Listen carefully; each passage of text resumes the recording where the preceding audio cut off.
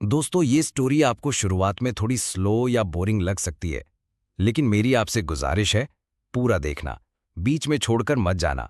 ये मेरा वादा है कि एंड तक पहुंचते पहुंचते आपको मजा आएगा और दिल छू जाएगा।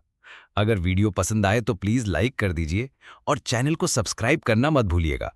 आपका सपोर्ट ही मेरी ताकत है। भारत जैसे समाज में विवाह केवल दो व्यक्तियों का मेल नहीं होता, बल्कि ये दो परिवारों और दो संस्कृतियों का भी संगम होता है। लेकिन कई बार सामाजिक दबाव, परंपराएं और लालच के कारण ऐसी शादियां कर दी जाती हैं जिनमें उम्र का भारी अंतर होता है। ऐसे विवाह अक्सर जीवन को संघर्ष और सीख का रंग देते हैं। यही कहानी है कम उम्र की पत्नी राधा और उसके पति रामलाल की। मासूमियत की विदाई। राधा महज 16 साल की थी। उसकी दुनिया स्कूल की किताबों, सहेलियों की हंसी ठिठोली और गुड्डे गुड़िया की शादियों तक सीमित थी। परंतु अचानक एक दिन पिता ने कहा, बिटिया, तुम्हारी शादी तय हो गई है। दूल्हा अच्छा है, पैसे वाला है, उम्र में बड़ा है पर जिम्मेदार है। राधा सकुचाई, बोली, पिताजी, मेरी पढ़ाई। पिता ने समझाया, बेटी, गांव की लड़कियों के लिए पढ़ाई से ज्यादा जरूरी है अच्छा घर। तुम्हारा भविष्य सुरक्षित होगा।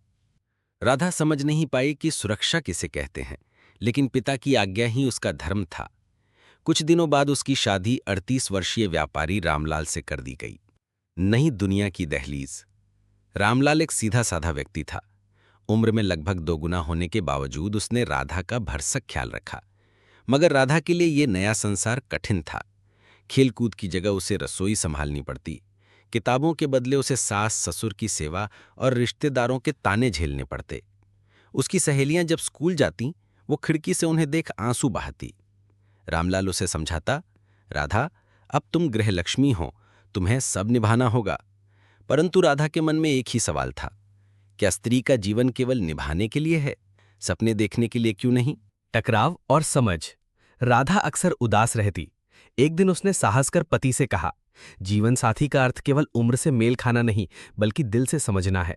आप मेरी बातों को समझते क्यों नहीं? रामलाल चौंक गया। उसे पहली बार एहसास हुआ कि राधा केवल पत्नी नहीं, बल्कि एक इंसान भी है, जिसके अपने सपने और इच्छाएं हैं। रामलाल ने धीरे धीरे राधा की बातें सुननी शुरू की। वह उसे पढ़ाई जारी रखने के लिए सहमत हो गया। संघर्ष की राह। गांव के लोग ताने देते, इतनी बड़ी उम्र का पति और फिर भी बीवी को पढ़ाता है, इससे क्या मिलेगा?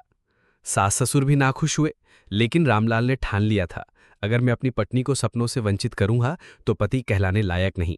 राधा ने घर के काम संभालते हुए भी रात को पढ़ाई जारी रखी। धीरे धीरे उसने 10वीं, 12वीं और फिर स्नातक की परीक्षा पास की। बदलाव की शुरुआत। राधा की मेहनत और लगन ने सबको चौंका दिया। वो गांव की पहली लड़की बनी जिसने कॉलेज की पढ़ाई पूरी की।